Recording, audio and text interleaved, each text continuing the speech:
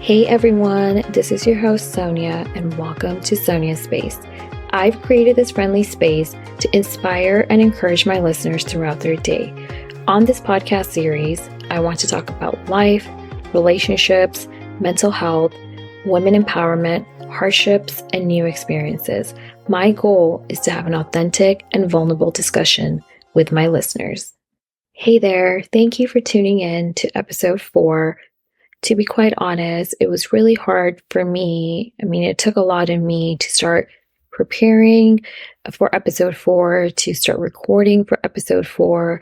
Initially, I had a whole nother topic planned, but that's going to have to happen another day. With the humanitarian crisis that we're undergoing right now, I just felt like I had the personal responsibility and obligation to dedicate episode 4 to this humanitarian crisis that's occurring in the Middle East. Honestly, these past few weeks have been such a huge emotional roller coaster for me.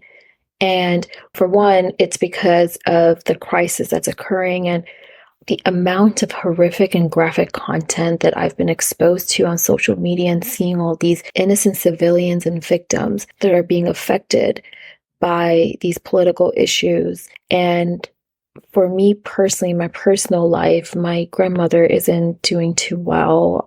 She had a stroke last week, which has been really hard on the family, but she is recovering slowly. So just sending her positive vibes. But I feel like these past few weeks, my heart has been so heavy with everything that's happening right now. And it's really, it's kind of a reality check for me. And it's just with the horrific things that are happening in this world, I just haven't been feeling myself. But I still wanted to take this opportunity to record episode 4. And I know other people can relate to this as well. The emotional distress that you feel from this, and then this feeling of helplessness. I get that. And it's like you're seeing a genocide occurring in front of your eyes, and there's nothing that we can really do about it besides spreading awareness and speaking up and standing up for the humanity of this world. And exposing yourself to all of these atrocities that are occurring in the Middle East, it's, for an average individual, it is not normal or natural to be exposed to all of this content. It is a lot to take in. But then I have to shift my perspective a little bit and think about, well, what about these innocent victims that are voiceless, that are helpless? They are crying out for help, and there's really nothing that we can do about it. There are these Palestinian people and children. 50% of the population in Gaza, they're children. They don't deserve this. And they're dying in and out and dying at an exponential rate. Every time I go on social media, the death toll is rising like there's no tomorrow. Regardless of the political issues, the political turmoil, and the territorial dispute that's occurring in that region right now, I am asking everyone to set that aside and think about all the innocent civilians, the Palestinians, the Israelis that did not ask for this, by the way, and think about their human rights and their right to live and how they're caught up in this situation and they're dying on a daily basis. And they don't even know if it's their last day or it would be the last day that they get to interact with their loved one or hug their parents or hug their children. I'm seeing videos of babies and kids and animals and people that are stuck under the rubble and people are pulling them out.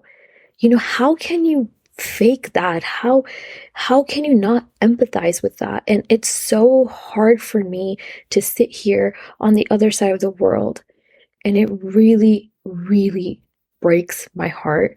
And I wanted to take this opportunity today to talk about, one, how we can personally cope with these issues and how we can help being on this side of the world. And two, I wanted to take a short segment from this episode and talk about, or at least give you some background knowledge on the history behind the issues that are occurring in that region, just so you get a better idea of why it's happening. And I'm not going to be over here giving you a full on history lesson. I would highly advise you to please do your own research and please look for reliable and valid resources. Be it a documentary, a book, articles. I mean, read through whatever you can and please decide and think for yourself. And please try to understand and take this responsibility to truly understand what's actually going on there. So, the underlying issue is that there is a territorial dispute over the land now called Israel. And this has been happening for 75 plus years. And I'm just going to go all the way back to, post World War II, after the Holocaust, the Jewish refugees that were forced to flee from Europe and they had to find settlement outside of that region. And, there were countries like Asia and Africa and other countries that weren't willing to take them in.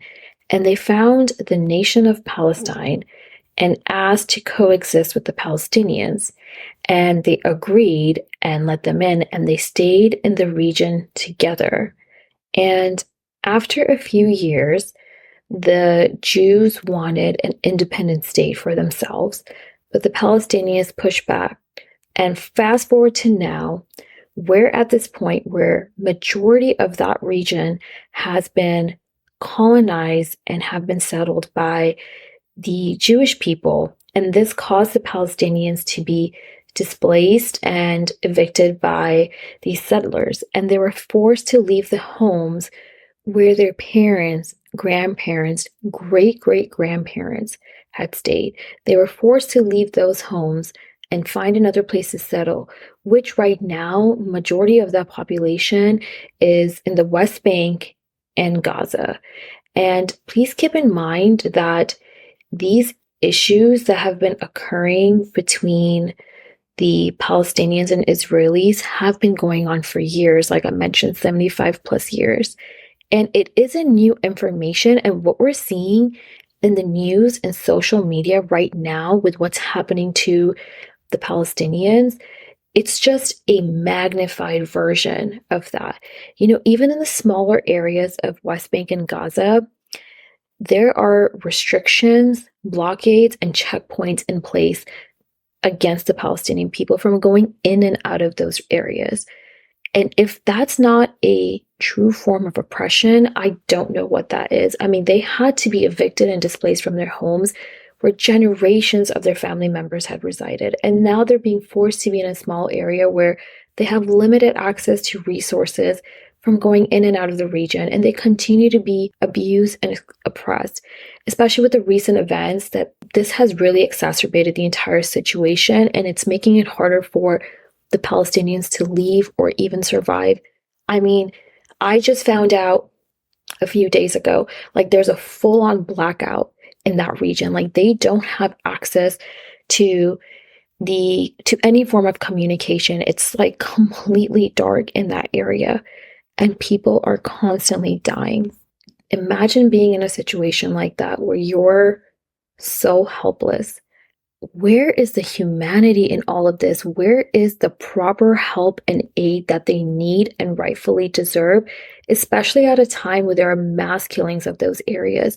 They have limited aid from organizations, right? They're limiting those organizations to provide aid into those regions. I mean, Doctors Without Borders are speaking up and they're asking the government to call for a ceasefire or for a pause so they can provide temporary aid. The United Nations did that same thing and the US vetoed that.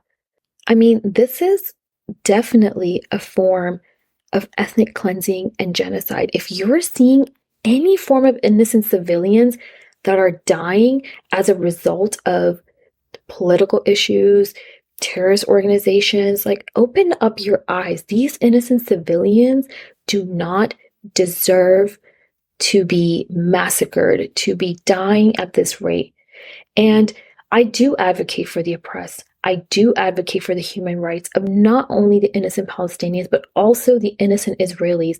I am advocating for the human rights of these people.